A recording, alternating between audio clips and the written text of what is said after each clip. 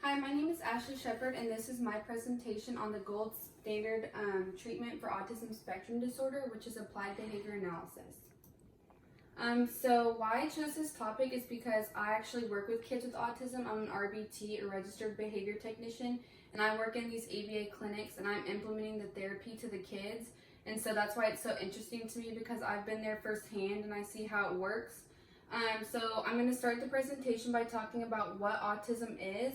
So it's a DSM-5 disorder, and it has 5 criteria to be diagnosed. The first criteria is persistent deficits in social communication. So this is verbal communication, nonverbal communication, such as gestures, facial gestures, not being able to recognize when people are being sarcastic, whether they feel happy, sad, things like that, as well as not being able to hold social relationships with peers, with partners, family members. The second criteria is that they have restrictive, repetitive patterns of behavior, interests, or activities. So this could be motor movements, this could be speech, they repeat things a lot, and interests and activities, as well as being stuck to one routine and schedule, whereas they can't deviate from that schedule. That really upsets them. The third criteria is that these symptoms are persistent early development, so you notice them really early. They're not typical to other kids in development. And then the fourth one is that it causes them impairment in their social and occupational functioning, as well as just everyday life functioning. So they're not able to function like a normal person would. And the last criteria is that these are not explained by intellectual disabilities. So a lot of these kids do have other disorders and other intellectual disabilities, but these symptoms specifically are not explained by these other disorders.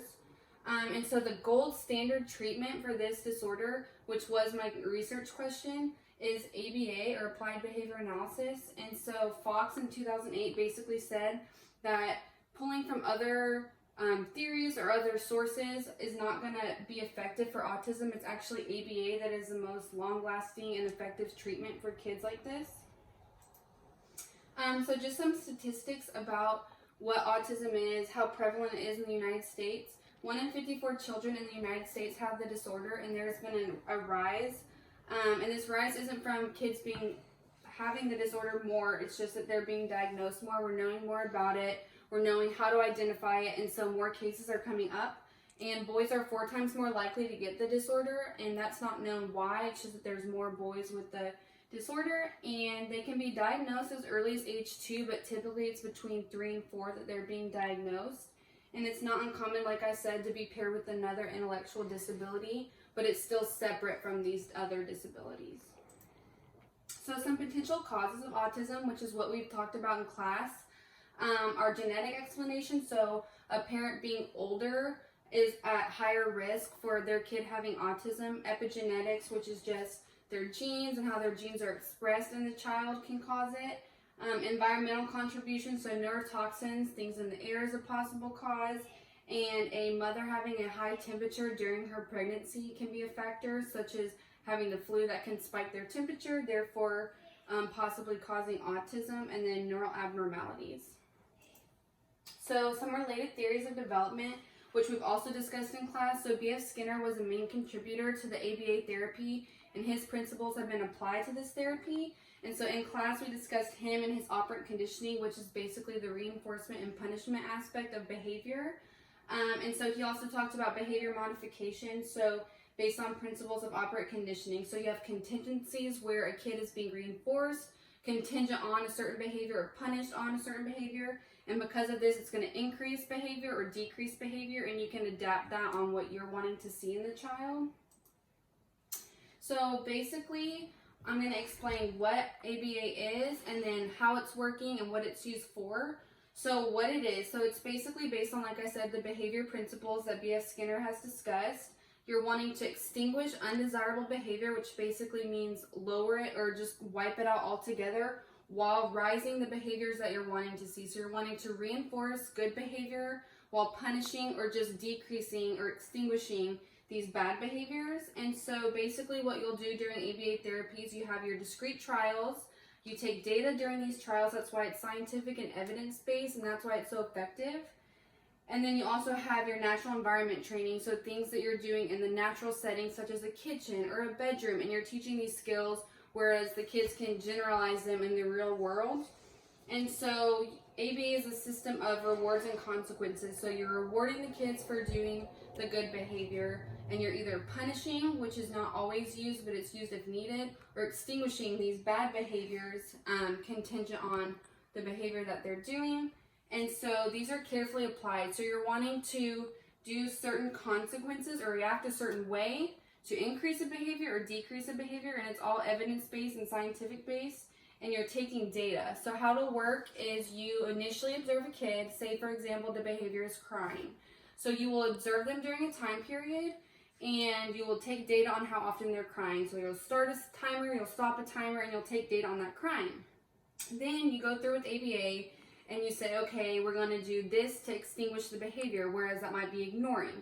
So you'll take data, that's now the treatment. So there's a baseline phase and a treatment phase. During the treatment phase is where you're doing your ABA principles, whatever principle you decide to use. For example, in the crying, you could extinguish the behavior by ignoring it.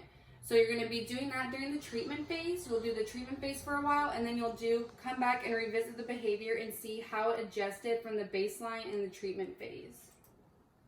So ABA is really effective. There were 2 meta-analyses done to see how effective these studies are overall. And so this one done in 2010 found that there was a medium to large positive effect.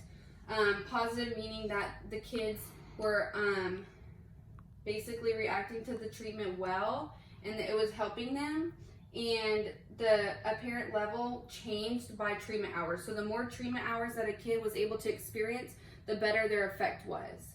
And the same type of study was done in 2018, where she took a bunch of studies that had been done on ABA to decide whether they were effective or not, and she found the same thing, that there was a lot of effective therapy treatments.